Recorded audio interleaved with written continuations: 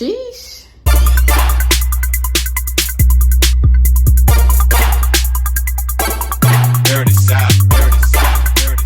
Hey y'all, it's Amber. Welcome to my channel. Whether you're a first time visitor, returning viewer, subscriber, welcome. I'm happy to have you. So I just want to give you the preface. If you see me in this exact same getup, this same zhuzh, it was recorded on the same day.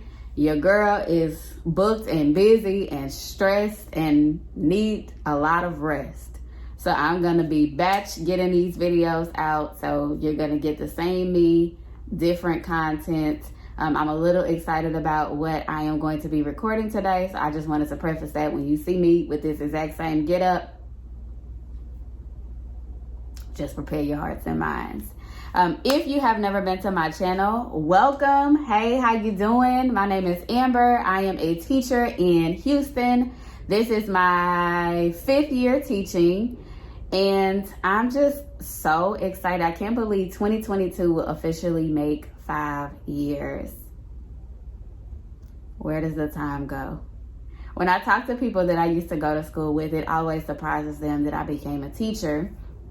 And I was looking through my comments on YouTube. I don't get too many, so usually, I try to respond right away or as soon as I see it.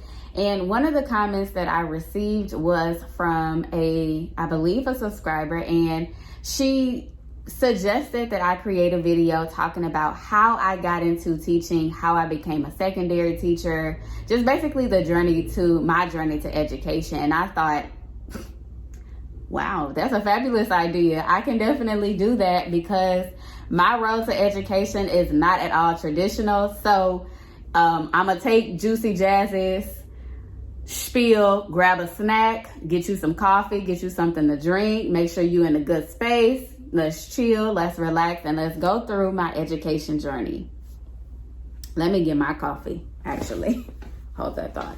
So this is going to sound really strange, but I really have to go back to the beginning. Going back to my mom. My mom is also an educator. I don't really talk too much about my mom on this channel. I have to have her as a guest one day. She's made cameos occasionally, but for the most part, she just lets me live in my little YouTube bubble without interference, even when I'm recording in her presence.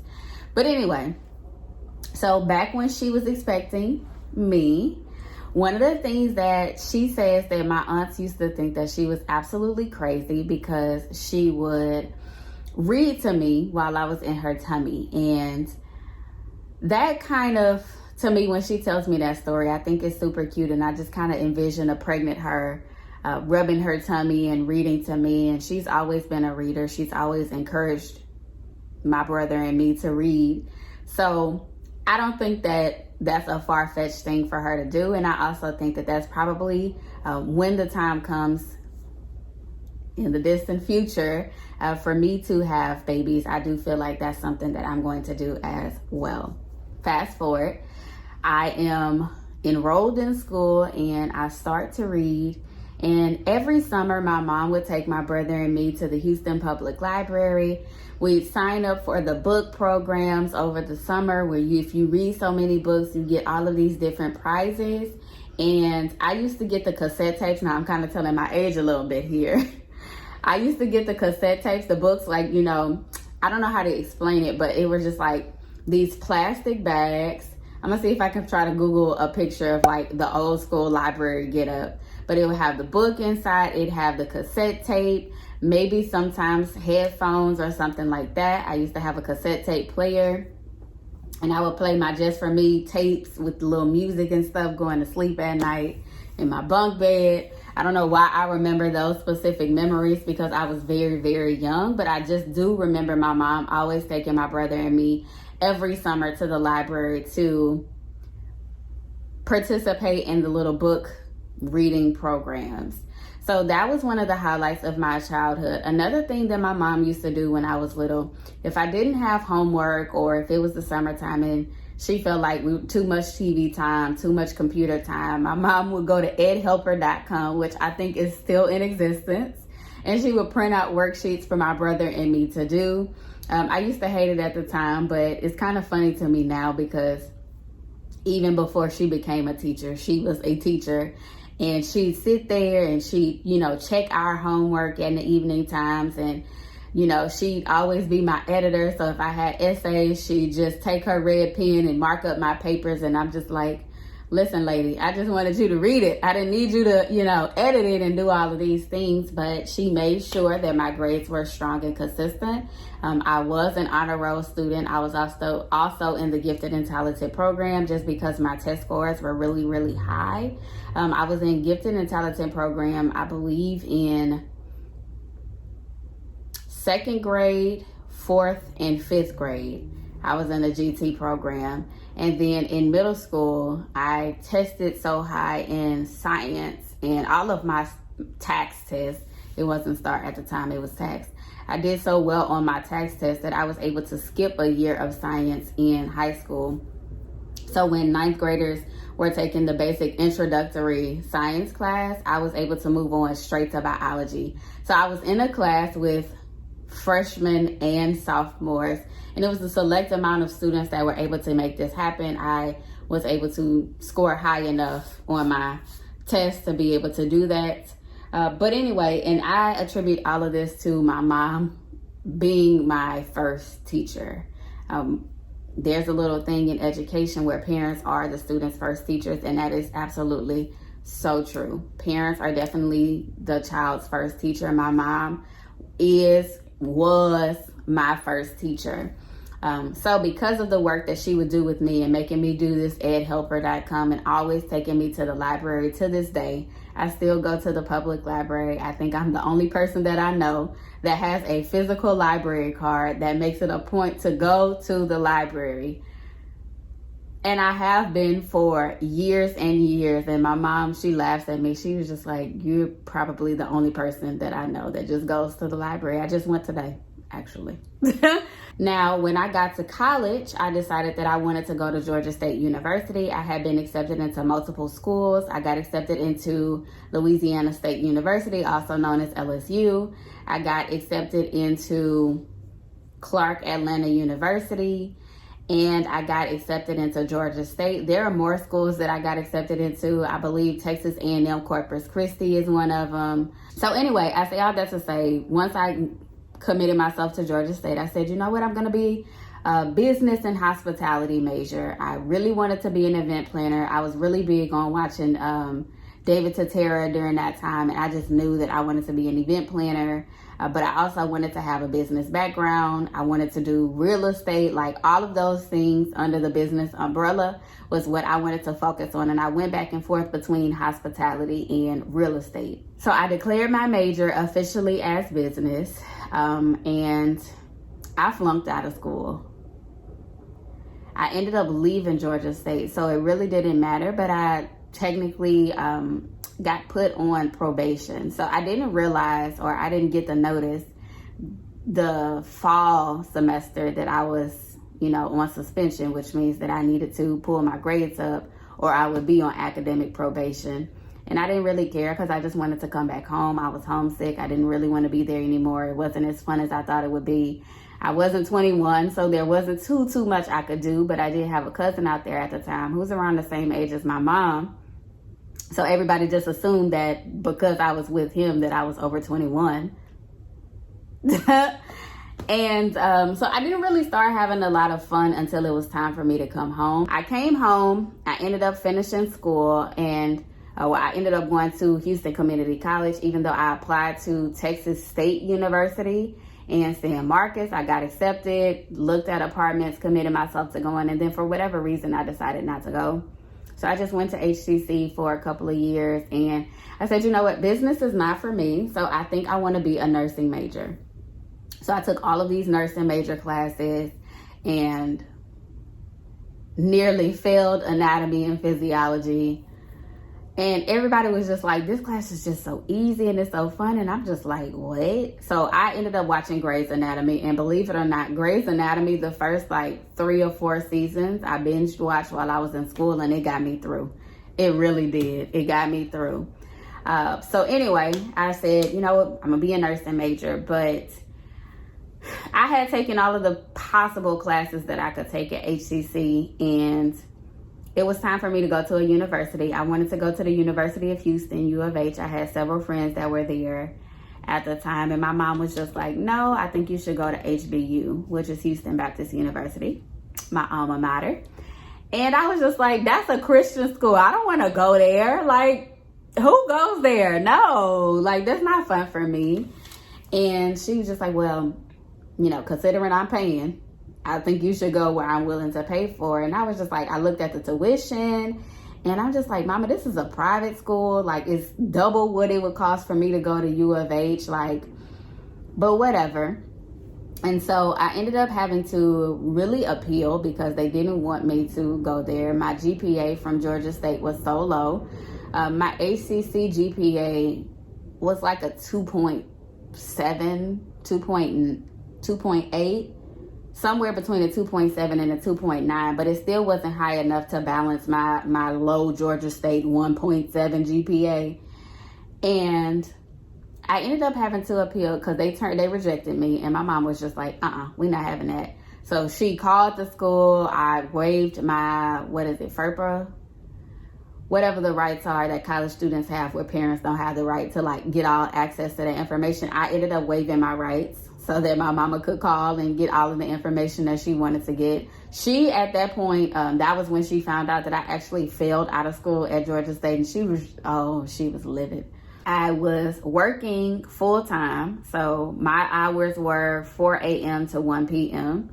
Love that shift. To this day, that is my favorite shift ever because my day was pretty much done after 9. Smooth sailing.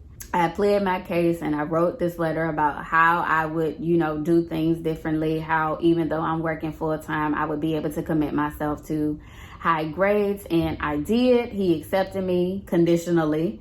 So I had to maintain a 3.0 GPA. Otherwise, they would drop me from the school.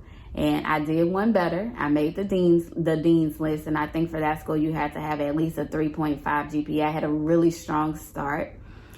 Even though I was working full time, I made a commitment. I would go straight from work to school. And, by the time my classes were done, I'd take a bath, eat some dinner, and I'd be asleep by 7 p.m.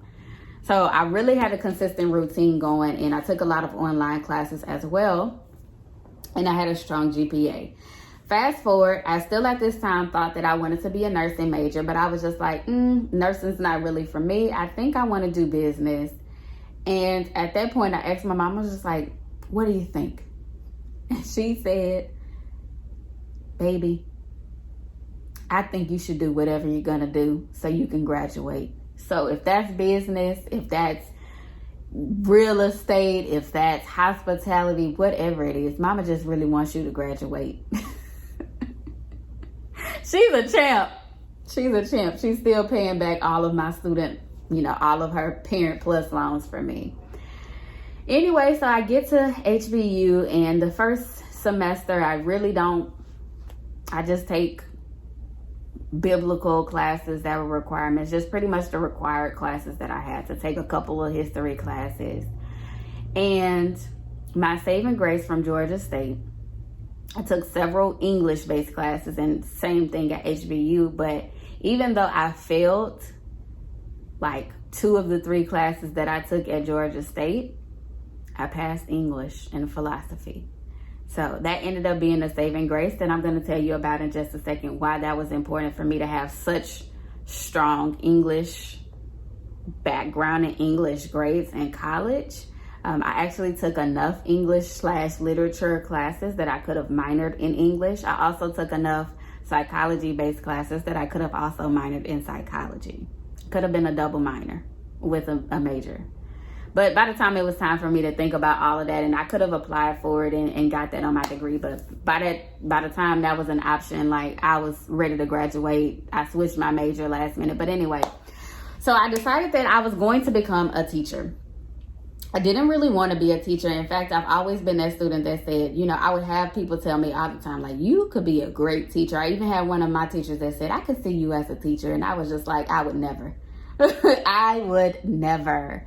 And I said, okay, okay, I think I want to get into the field of education, and I loved my professors. I have this professor that I'm Facebook friends with, and she was just so sweet. She prayed over me when I got to meet with her, and I just thought that was so special for her to just really want to pray over my college experience, and, you know, made me feel really comfortable and at home. Hey, Dr. Frazier. She always said that we could call her Wendy by her first name, but, you know, she earned her degrees, and I am not going to belittle her degrees by calling her by her name. A lot of people did. Most of us did not. We just honored all of our professors by calling them doctor. Anywho, so she prayed over my experience. She gave me guidance. I decided that I wanted to focus on early childhood education to 6th grade. So really an elementary education was my focus. And I was in the education program for 2 years. So from 2015 till end of spring 2017, or till summer 2017. So I was in the education program 2 years. I got to go to several Houston ISD schools. I got to observe and aid leave for extended periods of times. I did everything up until the point where it was time for me to test. And if I would have stayed in the education program, it would have been an additional semester. So it would have been 1 more year. But I had been in school so long. I was a 5th year senior, and I had used up so much financial aid between Georgia State, HCC, HBU, that they told me, like, listen, this is it. This is your funding. The same thing happened to my cousin, and she appealed, but I didn't want to have to do all of that. So I ended up having to pay my last semester like $2,800 to $3,000, something like that. I ended up having to pay out of pocket, but considering the tuition of HBU, like, my mom was just like, baby, we can handle this. So I ended up asking my aunt to put up the money for it. She put my tuition on her credit card, and I paid her back by the end of the semester. Like I said, I was working full time. And unfortunately, I did not get to finish my degree in elementary education. I had to switch my degree to interdisciplinary studies, which is pretty accurate. Some of my college experience with nursing and business and education and English and psychology, like, it is interdisciplinary studies.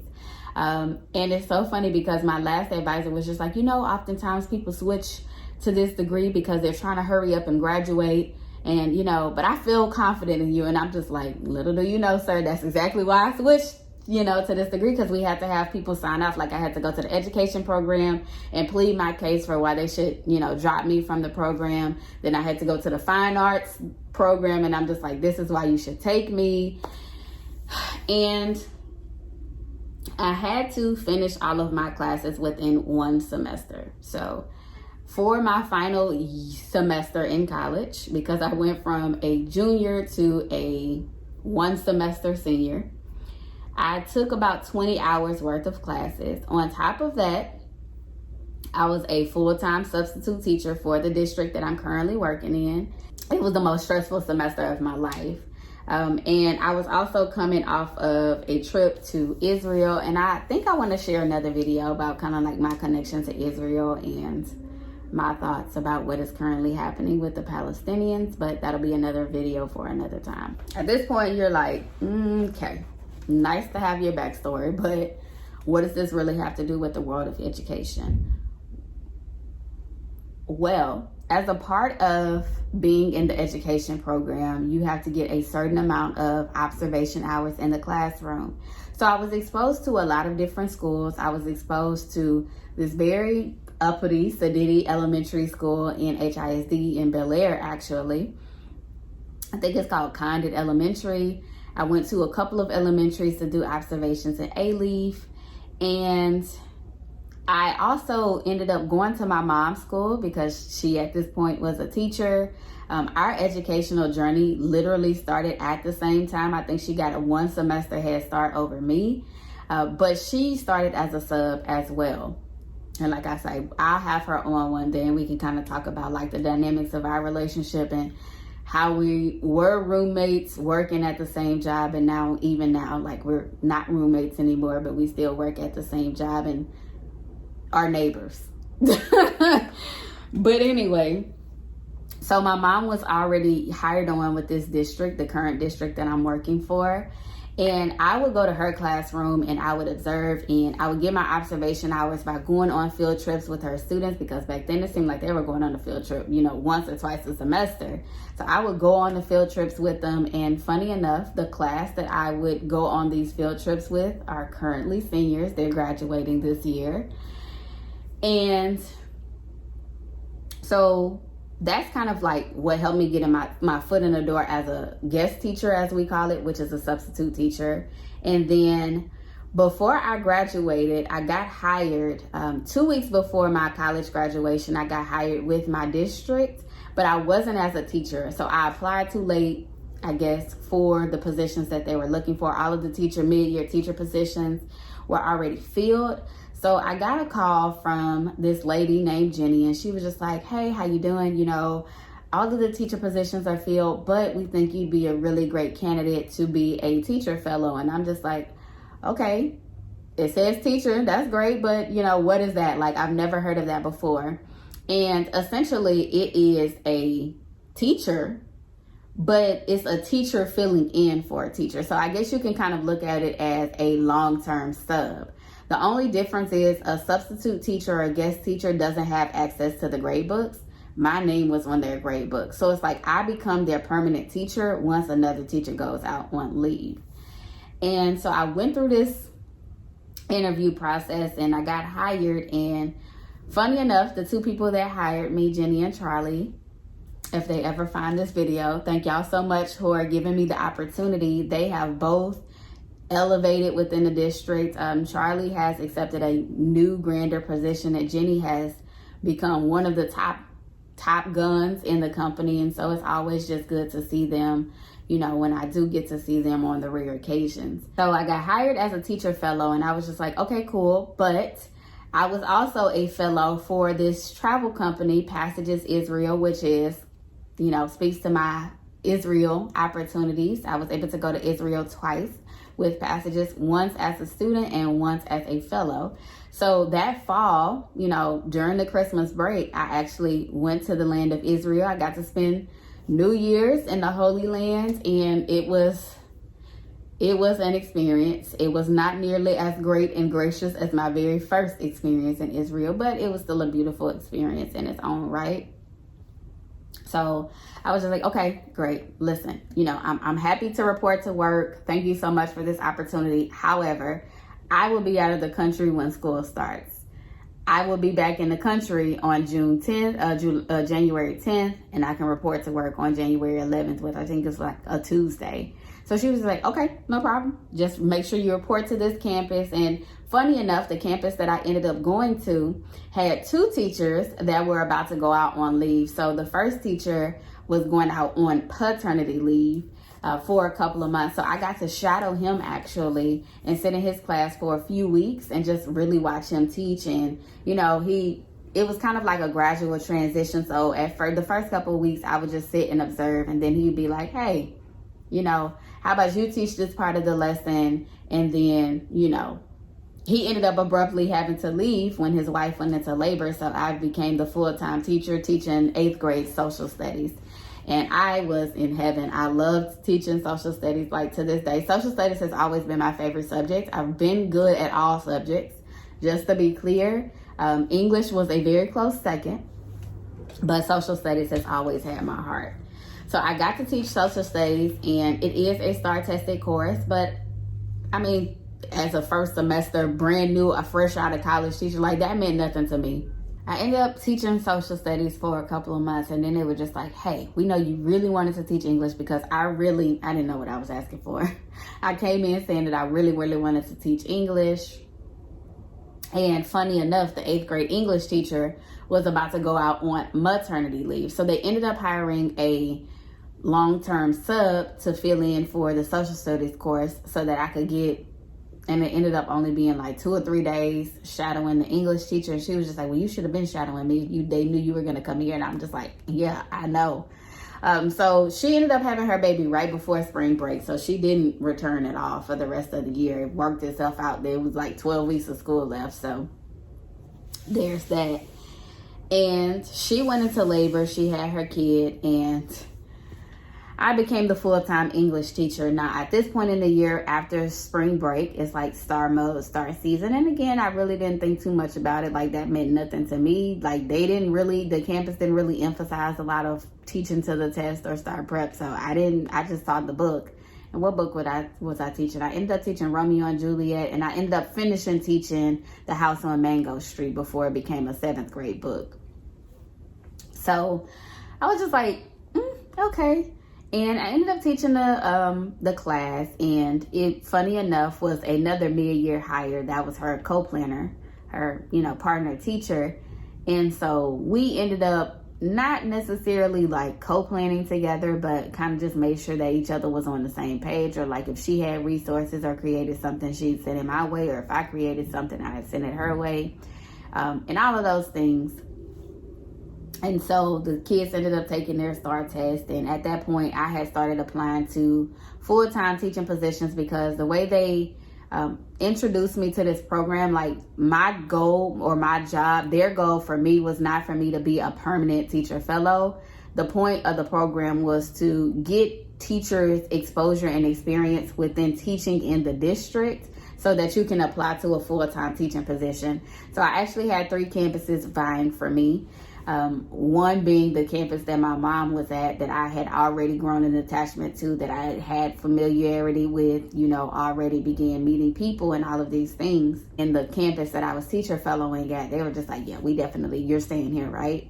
And that experience was just so stressful, and it was too much. Like, beefing with the students, I had to, get to their level, it was just too much for me. Like, I knew that was a toxic atmosphere for me, and that wasn't a place that I could be long term, even though I really got to bond with some of the students. That wasn't a place for me. So I ended up going to an interview. I took off because I had time, and I took off of work and went to an interview at my current campus, and I got to meet with my principal and this other lady. She used to, she's like one of the big wigs for my district now, but she was also there, and she was kind of like serving as my mom's like insider connection, like, hey, she did really good. You should be really proud. And they put me in this classroom of students, current seniors, and I had to give this lesson.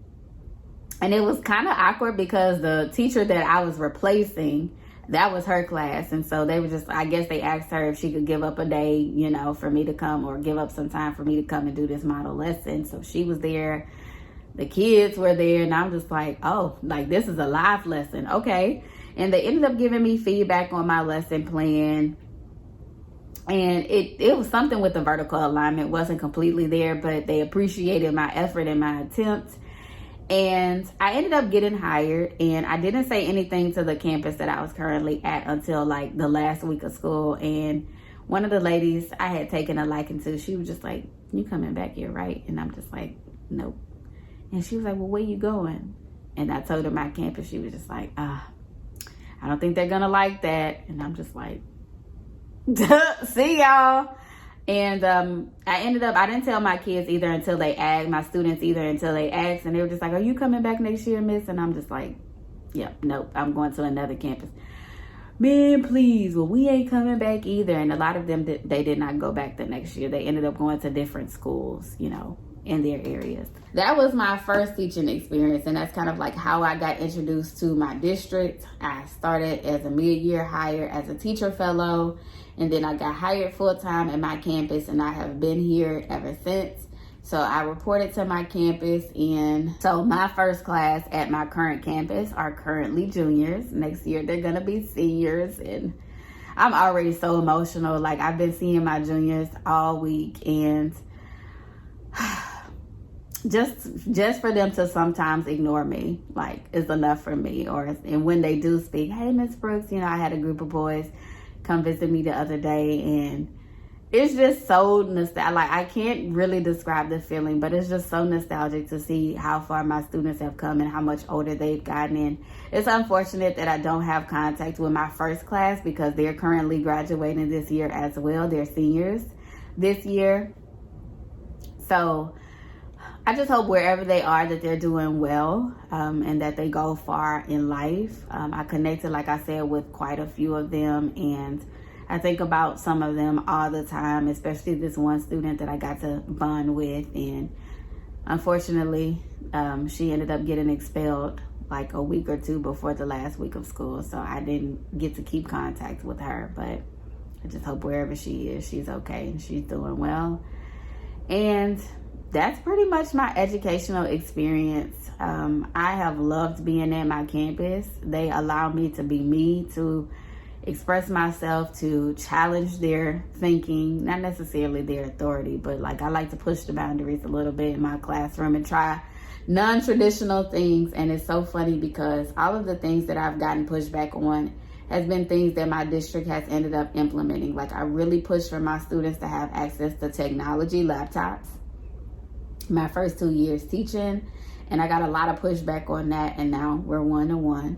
I also got pushback on giving my students extended periods of time to read, and my district now requires that we give them 30 minutes of leisurely reading at least a week.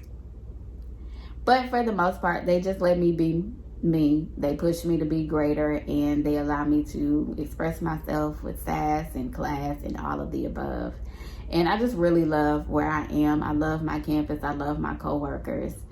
For those that have come and gone, like it's just been such a wonderful experience. Like people ask me all the time if I would want to move up to admin, and at this time, no, I don't, because I am a Texas recognized teacher, which means that I am a part of the teacher initiative allotment and teacher incentive allotment. I received that as a Texas recognized teacher. So for now, I'm staying in the classroom, but who knows what the future holds. I am aiming to become an exemplary teacher. I mean, if I have to go up the stair step, then obviously master teacher would be next, but ultimately my goal is to be a Texas recognized exemplary teacher and not just a Texas recognized teacher. So I'm grateful for that. Don't get me wrong. I really work hard. I work my ass off for my students. I am up at night sometimes. I get anxious. I am looking for unconventional ways to teach them the same basic standards that to me are common sense, but to them is just really challenging. I try to make my class fun and engaging. I try to keep my library stocked with books that they're interested in reading, and I just try to create an excitement around English. And I received some letters from some of my former students that are ninth graders currently, and I think I want to share them with you, and I'm kind of getting emotional, so I'm gonna read these letters and I'm gonna be done with this video. So let me get the letters, hold on.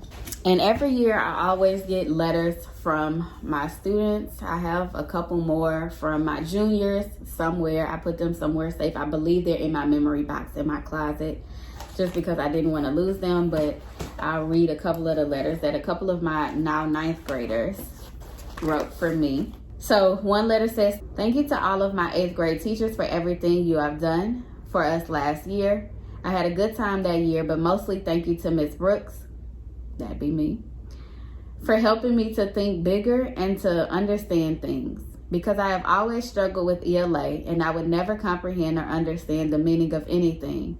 So yeah, she helped me get through middle school. Yeah, she was very hard on us, but if she wasn't hard on us, how would we learn? And that's what got me through, and she helped me get through, and she was also fun and funny. Thank you, girl. I try. So thank you, Miss Brooks, for everything you have done for me and for pushing me harder." And I just saw her yesterday, and we yelled through the stairwell. I have another one. "I want to say thank you a lot for giving me the opportunity on getting better on English.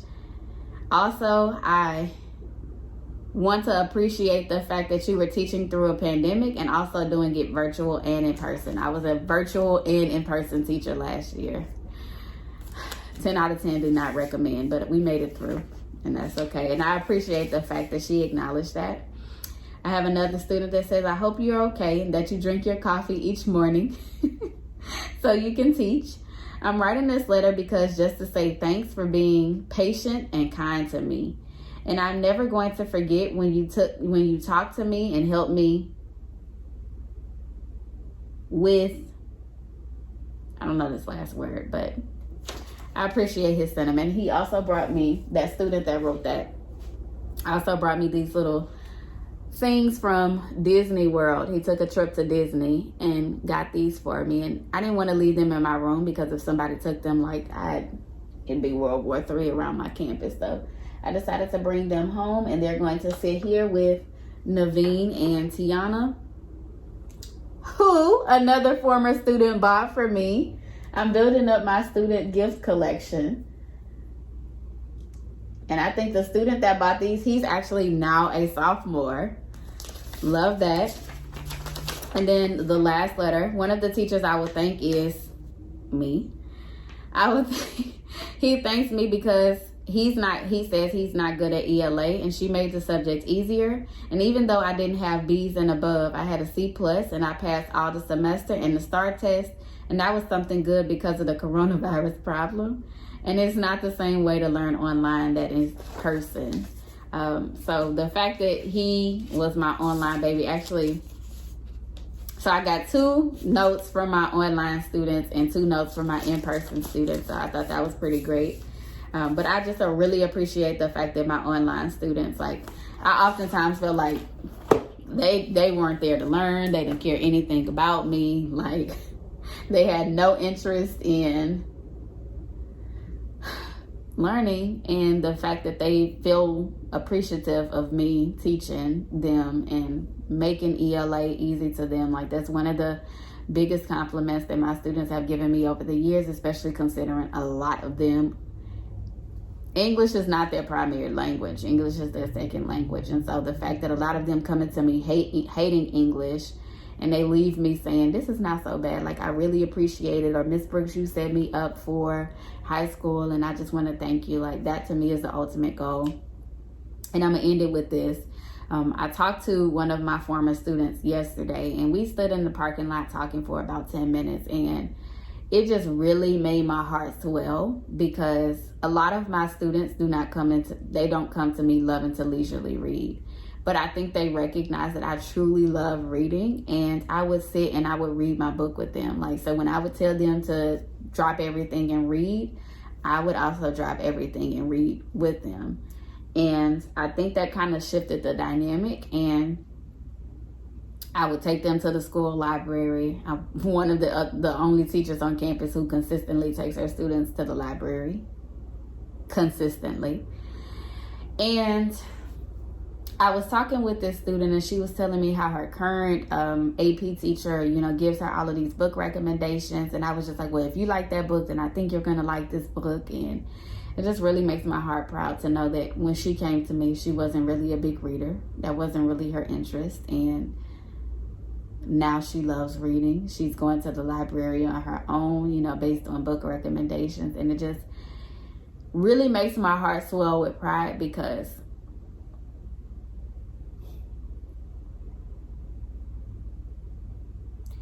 I've not always wanted to teach English. I think after my exposure to teaching social studies, I always kind of in the back of my mind was just like, I'd love to teach social studies, especially before I leave to an admin position. I still feel that way. I'd like to teach history before I move out of the classroom. And I really struggled last year finding passion for English. And even starting off this year, like, I was not excited for the school year at all. Even when school started, I'm just like, summer wasn't long enough. I don't really feel like I've still had the opportunity to recover from all of the damage of the pandemic and everything else that's happening. So for me to have my former students tell me how much I impacted their education and their life, even when I feel like I'm not an effective teacher, or even when I feel like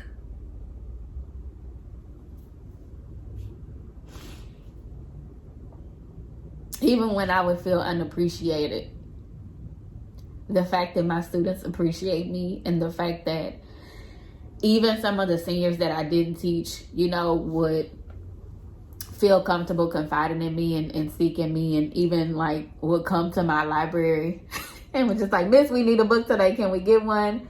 And they bring it back, and just being a point of reference and a face for ELA in a school where a lot of students just really hate it and come into it with preconceived notions of not being able to do well when they really learn and grow. They may struggle at first, and I tell my current students, like, y'all are gonna have some days where you really dislike me. You're gonna try to figure out why all of my former students keep coming and saying, hey, Miss Brooks, and why they love me so much, because believe me, I frustrated them just as much as I frustrate y'all, and I am going to. I say, but I'm gonna push you to your potential, and I'm gonna make sure that you're high school ready. You're not going to like me along the way. You're not going to understand why I do certain things or why I'm really going to hammer home on these annotations. But I promise you, it's going to set you up for high school. So I really lost my passion for teaching English. I really wanted to switch to social studies. But I think receiving those letters and just having that conversation with my former students and how they always just automatically know to tell me about what's happening in ELA, who their English teachers are, and how they're finding things easy. And you know, like that to me makes it worth it. Even when I feel like I don't want to teach English anymore, they kind of just reinvigorate me. Also over the summer, I got to rewrite curriculum for one of our units, and it is a Malcolm X unit, and I'll make sure to explain how I was able to come about that unit and just kind of like walk y'all through how we're going to do different things and what I used to do differently with that particular unit. But I can say, even though I am still somewhat burnt out on teaching, I think that this week in particular, seeing my former students that are 11th graders and having them come and tell me about how they feel prepared and how they are reading on their own and all of these things, it just really makes my heart soar and happy. So that's kind of my education story. I really didn't try or mean to get emotional, but if you are a teacher, you know that at some point you're bound to become emotional. And I just know I'm going to be a wreck when my students are graduating next year. Like, I already know that my first class is graduating this year, but I don't really have a relationship with them anymore. I don't really see them I haven't seen some of them in like 2 years. And I saw some at a basketball game, but for the most part, I'm really proud of my educational journey. It has been a roller coaster of emotions. Sometimes I really question whether this is the profession for me, but every time I consider leaving, like, I recognize how much impact I have on a lot of my students and how much more impact I can make in the lives of students, and even the students that are not mine. You know, just being able to bond with them and hear, hey, Miss Brooks, and I'm just like, hey, don't know who you are, but hello. That just really makes my heart happy. So if you stuck around this long, thank you so much. Please go ahead and give this video a thumbs up. Make sure you subscribe and hit the notification bell so that you can be notified every time I make a post going forward. Like I said, you're going to see this face and this shirt, Tupac, hey, in another video, because I'm about to go ahead and record my book haul. So stay tuned for that, and I will see y'all later. Bye, y'all. I promise you, I promise you, I promise you, I promise you, I promise you, I promise you, I promise you.